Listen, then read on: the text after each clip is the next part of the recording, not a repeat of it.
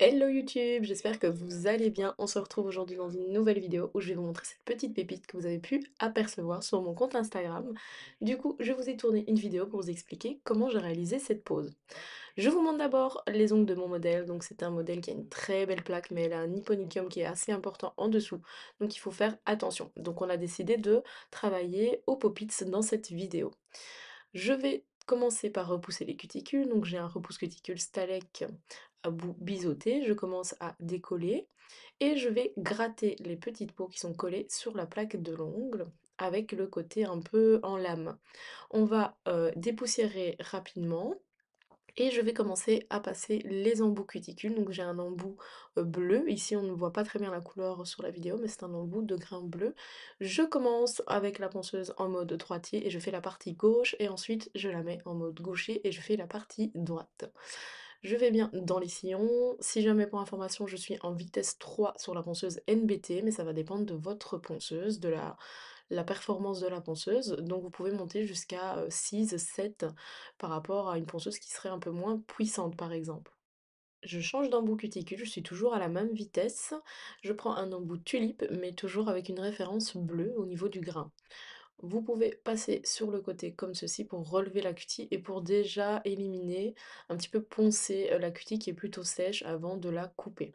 Donc avec la tête, je n'hésite pas de passer dans le sillon et avec le corps de l'embout, je passe sur le côté et je relève la cutie avec cet embout aussi. Un peu comme un embout boule si vous voulez. Si vraiment j'utilise un embout boule, je vais monter dans les grains, dans les tours avec l'embout. Je vais matifier la plaque maintenant que la cutie est bien décollée et relevée. Donc j'ai un embout de grain 240 et je suis en vitesse 3 toujours. Si je vois que je dois appuyer, j'augmente la vitesse. Si je n'ai pas l'utilité d'appuyer, je n'augmente pas spécialement la vitesse de la machine au niveau de la ponceuse. Je gratte bien les contours de la cutie avec cet embout emery. Je me permets de faire ça parce que les cuties ne sont pas encore coupées, elles sont juste décollées et elles sont un tout petit peu poncées aux alentours, mais pas vraiment encore coupées, donc il n'y a pas de blessure qui pourrait se faire, donc je passe bien mon emery avant de découper les cuticules. Je reprends le repose cuticule pour venir gratter en dessous ce que je vois de nouveau qui serait collé, en fait qui a été dégagé grâce aux embouts auparavant. Donc je décolle, en même temps j'enlève la poussière au maximum avant de pouvoir passer les ciseaux. Vous allez voir, je vais incliner mon ciseau d'une façon différente parce qu'en fait la cutie est bien relevée, donc je coupe plus en superficie, plus au-dessus, parce que la cutie est bien dégagée à l'intérieur. Sinon, si j'ai un boudin de peau qui réagit autrement, j'ai vraiment la lame de ciseau, une lame en dessous et une lame au-dessus de la cuticule. Ici, ça va être vraiment plus un découpage en superficie parce que la cutie se relève bien avec les embouts. Du coup, elle est plus par-dessus que réellement en dessous. Une fois la préparation de la plaque terminée, je vais appliquer le Natural Basic Key qui est un déshydratant. Donc n'hésitez pas à bien mettre de la matière partout sur la plaque avec votre déshydratant. Une fois le déshydratant absorbé, on va appliquer la base Repair Clear. Que vous choisissez une colorée ou une clear, c'est à votre souhait. Ici, j'ai décidé d'utiliser une clear, mais j'aurais très bien pu utiliser la base Repair Baby Pink par exemple. Je l'applique correctement et avec un petit pinceau, je vais faire les contours avant de catalyser 60 secondes sous l'amplet d'UV. Et voici les capsules que je choisis aujourd'hui, que j'ai pu commander sur AliExpress. Je vous mets le lien en bio sous la vidéo. Ce sont des capsules pour ballerines et ce sont des capsules prêtes pour le dual form ou pour le pop-it. Je vous les montre d'un peu plus près. Je les trouve plutôt sympas. La différence entre celle-là et les NC, au niveau de la cutie, l'apex est moins prononcé, il est un peu plus plat. Donc ça dépend le style que vous voulez donner et qu'est-ce que vous voulez travailler exactement. Donc pourquoi choisir celle-là ou celle-là. Les deux sont bien, c'est juste que là, ça sera une forme un peu plus droite que les pop-it chez nous, chez Nes Company. Elles seront un peu plus chargées au niveau de l'apex, donc il y aura plus de matière. À vous de choisir la bonne taille, de bien regarder à ce que vos capsules comblent les deux points de stress. Et à partir du moment où les capsules comblent les deux points de stress, c'est que c'est la bonne taille. S'il y a un des deux points de stress qui n'est pas comblé, c'est trop petit, il faut prendre la taille suivante. Je vous conseille de numéroter vos capsules une fois que vous les avez choisies. Donc par exemple le petit doigt le numéro 1 jusqu'au pouce numéro 5 et de venir resituer la ligne centrale avec un feutre, par exemple comme ceci. Comme ça, vous allez avoir plus facile à positionner la capsule, comme pour mettre un chablon droit en fait, parce que comme la capsule est assez transparente, on met la matière, on peut très vite mettre la capsule de travers quand on fait du pop-it, donc c'est une petite astuce que je vous donne. Comme on va beaucoup travailler, les capsules avant de les poser, les numéroter, c'est aussi un bon conseil pour ne pas savoir pour ne pas s'y perdre, pour savoir quelle capsule va avec quel doigt. Je prends le gel Milky Pink Perfect Shape qui est un gel, non auto-égalisant, un peu, de couleur Milky Pink du coup, donc légèrement transparent ici pour le coup. Vous allez appliquer dans toute la capsule par rapport à la longueur que vous voulez faire. Moi je vais faire toute la capsule. Donc j'applique la matière dans toute la capsule, assez fin sur les côtés, mais bien chargé au milieu. Je vous explique pourquoi plus de matière au milieu, parce qu'on va venir y déposer les nacres, donc les morceaux qui sont un peu plus épais, les genres de cailloux comme ça, nacres, qu'on va venir déposer au milieu. S'il n'y a pas assez de matière gel, ça va provoquer un trou et vous allez devoir remettre de la matière après par-dessus. Donc je vous conseille de mettre plus de matière ici au centre, exactement comme dans la vidéo, et de venir déposer vos nacres dans le comblement de gel, parce que s'il n'y a pas assez de matière, ça ne sera pas joli et ça va provoquer un trou. Ensuite, voici mes petites nacres que j'ai trouvées également sur AliExpress. Je vous mets le lien en bio. J'espère qu'il existe toujours, si pas, je vous trouverai l'article similaire. Des petites feuilles d'or que j'ai trouvées, je pense, chez Urban Lace ou à Estetica, mais du moins vous pouvez trouver sur Ali aussi. Des petites paillettes gold. C'est des paillettes avec plusieurs styles dedans, il y a plusieurs formats, avec des petites carrés aussi, et donc ça va combler un petit peu ma décoration. Ensuite, on a des petits flakes à reflets roses, ils sont trop canons, ils viennent d'AliExpress aussi. Vous savez, tout ce qui est paillettes, si c'est pas NC, souvent je trouve sur Ali, ou alors je trouve à Estetica, si je trouve des trucs qui me plaisent, j'achète. Alors, bien sûr, le gel dans la capsule n'est pas catalysé, absolument pas. Je vais découper les morceaux de nacre avec mon repousse cutie.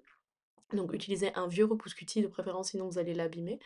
Et je vais venir les déposer vraiment du côté au centre de la capsule, là où il y a vraiment de la matière gel au maximum, et un peu de côté aussi. Il faut vraiment que la nacre soit plutôt à plat dans le gel. Si il y a de l'espace entre la nacre et le gel, ça peut vraiment provoquer un trou que vous allez devoir recombler après, une fois que vous allez devoir enlever la capsule. Je dépose ensuite les petites feuilles d'or toutes souples, comme ça, comme du foil, sur tous les contours de la nacre. Et ensuite, je vais prendre les petits flakes rosés, je vais les disposer sur l'extension. Alors le gel n'est toujours pas catalysé, je vous rappelle. Les petites paillettes dorées sont mises vraiment dans le centre. Bon, désolée parce que c'est un peu flou, parce que du coup le focus n'était pas bien fait, j'étais un peu concentrée sur ce que je faisais. Mais vous voyez du coup que je dispose les flakes dans la pointe qui sera une pointe un petit peu en transparence comme ça. Vous voyez ceci. Et une fois que j'ai mis les petites paillettes aussi volatiles un petit peu partout, ne mettez pas trop de matière proche de la cuticule parce que ça sera vraiment à l'endroit auquel vous allez mettre le gel. Si vous voulez le même effet que moi, mais après c'est à votre préférence. Une fois que ma petite décoration est faite, que ça me plaît, je vais catalyser 60 secondes sous l'emplet d'UV. Ensuite, je vais prendre l'acrygel clear, vraiment un bon clear, donc un acrygel qui est assez clear et qui n'est pas opaque. Je vais le disposer avec un bâtonnet, donc je vais le prendre comme ceci, au bâtonnet, et je vais devoir l'humidifier avec du cleaner classique. On va déposer la matière dans la longueur, vous allez voir, pour solidifier tout ça. Parce que si vous mettez que du gel et pas de l'acrygel, la pointe de votre extension sera beaucoup trop souple et elle va casser rapidement une fois que vous allez limer, ou alors elle va s'effriter. L'acrygel va vraiment donner du maintien et de la structure à votre pose et de la dureté tout simplement, parce que si c'est que des gels souples qui sont mis dedans, ce sera facile, mais ce sera même facile à limer, mais ça risque de se plier très vite et de fissurer dans la longueur. Donc pour la cliente, elle ne tiendra pas ça très longtemps, donc c'est un petit peu dommage. Alors regardez bien que cet acrygel clear, je le dégrade jusqu'à moitié de la capsule. Donc au niveau du point de stress, on va dire, de la plaque, je dégrade le clear. Une fois que ça c'est fait, on va catalyser 60 secondes sous l'emplet d'UV et ensuite on va prendre le gel All-in-One Pink, qui est un gel auto-égalisant. Et celui-là, on va venir le déposer au niveau de la cutie. Donc c'est un gel opaque rosé qui est auto-égalisant. C'est le gel que je préfère pour le sans limage, mais que j'aime beaucoup aussi pour ce style. Donc on va le déposer en très fine couche près de la cutie pour dire de dégrader en fait facilement. On va le déposer tout fin et on va le dégrader jusqu'au gel, jusqu'à la craie gel clear. Ceci, vous pouvez le catalyser. Vous pouvez soit choisir de déposer votre capsule avec ce gel, ou de le déposer à l'acrygel. Moi, je vais le déposer à l'acrygel. Donc, j'ai catalysé d'abord le Lean One Pink et ensuite je prends l'acrygel Baby Pink et je vais venir déposer de la matière au niveau de la cutie et c'est vraiment ce produit qui va fixer ma capsule Pop-it sur l'ongle de ma cliente. Donc on va prendre une petite partie avec le bâtonnet, on va le déposer juste ici au niveau de la cutie. On va le façonner vite fait, mais vraiment rapidement, donc avec du cleaner. Donc j'ai rajouté un petit peu, pour moi il n'y avait pas assez parce que la plaque elle est assez grande de ma cliente. Et c'est le pouce aussi, donc c'est assez compliqué, il faut mettre assez de matière. Donc avec le bâtonnet, on va façonner rapidement, mais on va pas se prendre la tête parce que c'est vraiment quand on va venir déposer la capsule que ça va faire tout le travail. Je vous conseille d'appuyer quand même assez fort et de maintenir le poids de la capsule vers la cutie pour éviter que ça déborde par là. De préférence, c'est mieux que ça déborde sur les côtés ou dans la longueur, mais pas trop près des cuties parce qu'alors après, pour limer ça, c'est un petit peu un inconvénient. Si la plaque a un souci, vous avez pu voir dans celles qui ont des formations avec moi que je règle ce souci avant sur la plaque directement. Je mets plus d'acrygel sur la plaque, je reforme l'ongle avant de venir déposer la capsule. Ici, c'était pas nécessaire, donc je ne fais rien sur la plaque à part avoir mis la base. Et ensuite, je mets bien l'acrygel dans la plaque et je viens déposer, l'acrygel dans la capsule, pardon, et je viens la déposer. Et ce qui déborde, on va le façonner. Donc, avec le petit bâtonnet et du cleaner, vous venez vraiment appuyer sur tout ce qui est débordant. Je vous conseille aussi, pour cette forme, de mettre la capsule légèrement piquant vers le bas, parce que si elle est trop haute, ça sera pas joli. Vous allez faire des pistes de décollage, et c'est le gros souci avec le pop-it, c'est qu'on a tendance à mettre le pop-it bien droit ou trop vers le haut, et du coup c'est pas ouf après quand on a fini de travailler. Donc je vous conseille d'appuyer, c'est pour ça que j'appuie là, vraiment à ce moment-là sur la vidéo, que j'appuie légèrement vers le bas ma capsule, pour qu'elle tombe un tout petit peu et pour que ce soit plus joli sur la ballerine, parce que un chablon de ballerine est piquant vers le bas. Une fois ma capsule posée correctement, je prends ma petite lampe et je viens catalyser que la cuticule. Vraiment, vous devez mettre la lampe proche de la cutie et pas trop dans la longueur parce que comme ça, nous allons façonner le dessous de l'ongle pour ne pas que la grigelle prenne de partout et qu'il reste en bourrelet en dessous de l'ongle.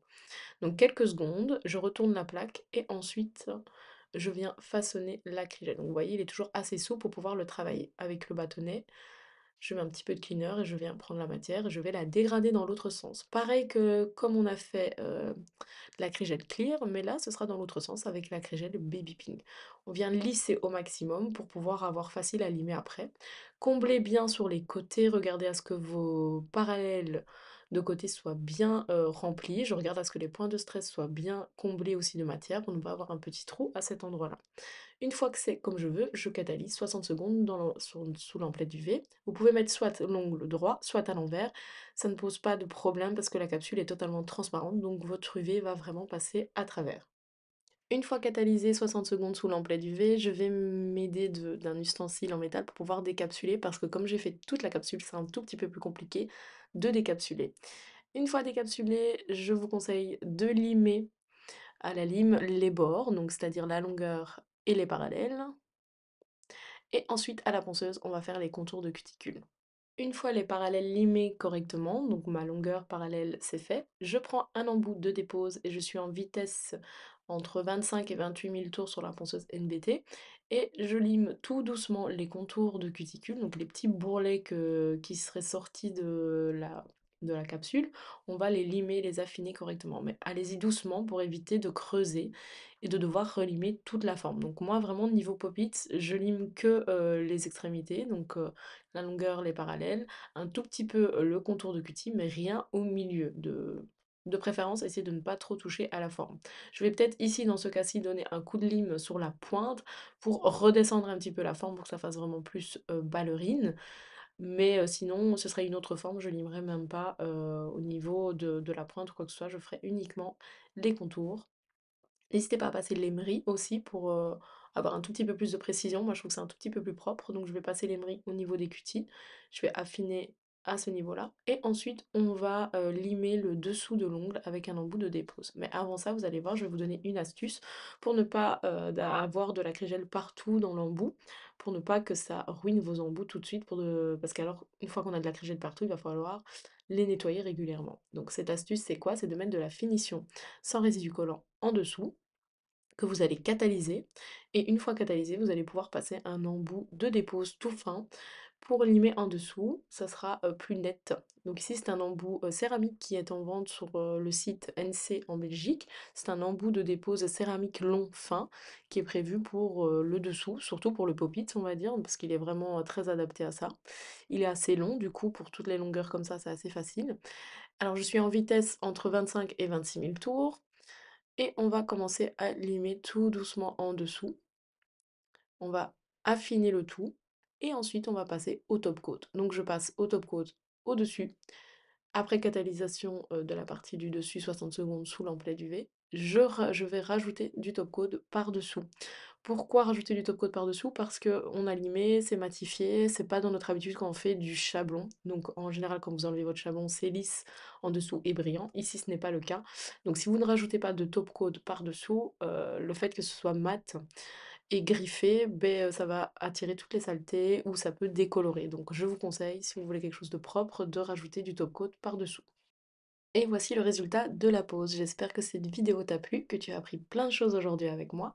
Si tu as aimé la vidéo, n'hésite pas à laisser un like et à t'abonner à la chaîne. Je vous fais de gros bisous. À bientôt!